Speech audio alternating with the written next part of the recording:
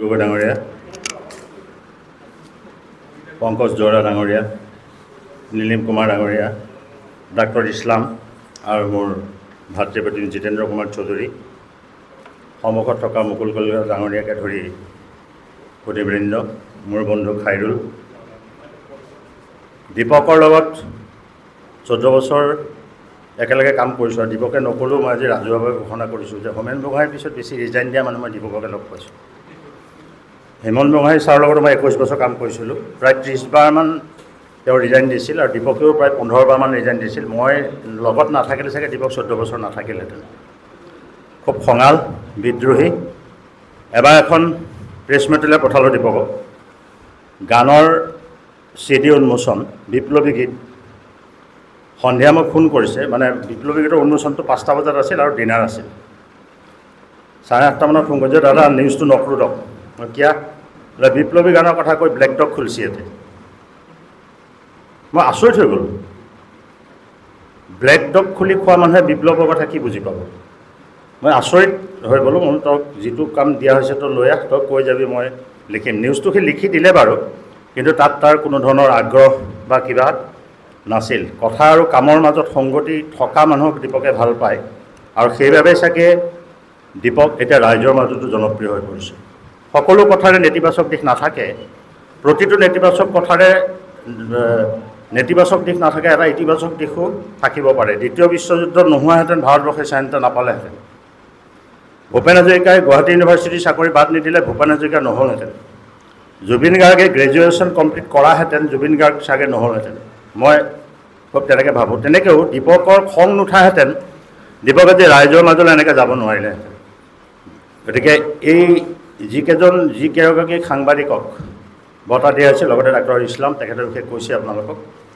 পংকজ দাহঁত আমাৰ কাৰণে বহু ক্ষেত্ৰত বাটকটীয়া, পায়নিয়াৰ। ললিত গগৈক মই লগ পাইছিলোঁ তেজপুৰত, তেখেতৰ লখিমপুৰৰ ফালে ঘৰ, মোৰ যদি ভুল হোৱা নাই, দৰং কলেজত পঢ়িছিল।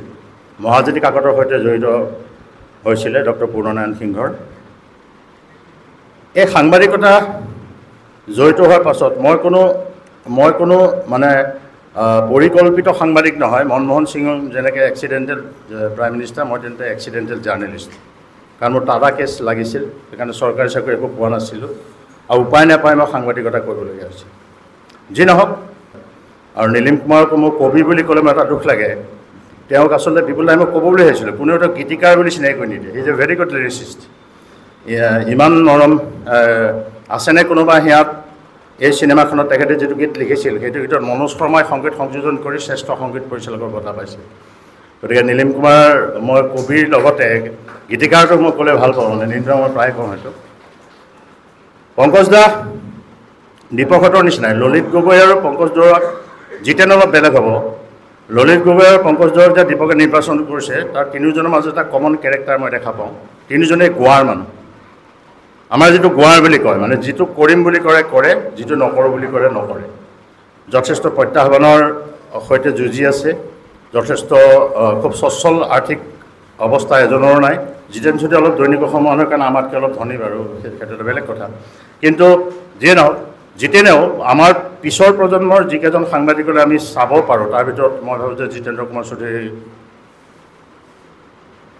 মানে প্ৰথম এজন বা দুজনৰ ভিতৰতে পৰিব। মই জিতেন চৌধুৰীক মাজে মাজে এটা সহায় কৰোঁ। তেওঁৰ লিখা যেতিয়া ওলায়, মই পঢ়ি পেলাই তেওঁলৈ ফোন কৰোঁ বা মেছেজ দিওঁ। তেতিয়া মই কওঁ যে তোমাক আৰু বেলেগেতো সহায় কৰোঁ না, এইটোৱে মই সহায় কৰিছোঁ যে মই ৰাতিপুৱা পঢ়োঁ, মানে পেপাৰ 5:30 6টাতে পঢ়োঁ। গতিকে তেওঁক মই 7টামান বজাৰ ভিতৰত মেছেজটো দিয়ে দিওঁ। এই সাংবাদিকতা যে বেয়া হৈছে, সেইটো একেদিনাই হোৱা নাই। মই এটা নিজে অনুভৱ কৰোঁ যে আমি যি সময়ত সাংবাদিকতা আৰম্ভ কৰিছিলোঁ, আমাৰ সন্মুখত আদৰ্শ আছিল। অন্ততঃ 20জন আদৰ্শৱান সাংবাদিক আছিল। আজিৰ জেনেৰেশ্যনৰ সন্মুখত 20জন আদৰ্শৱান সাংবাদিক নাই। গতিকে তেওঁলোক স্খলিত হোৱাটো স্বাভাৱিক। কাক চাই কাম কৰিব তেওঁলোকে? কাৰণ ভাল মানুহ আৰু জনপ্ৰিয় মানুহ, এই ডিফাৰেঞ্চটো মই সদায় চেষ্টা কৰোঁ মেইনটেইন কৰি চলিবলৈ। এজন মানুহ ভাল গান গাব পাৰে, তেওঁ ভাল মানুহ নহ'বও পাৰে। এজন মানুহে খুব ভাল চিনেমা এখন নিৰ্মাণ কৰিব পাৰে, সেই চিনেমাখন চাবলৈ মানুহ নাযাব পাৰে।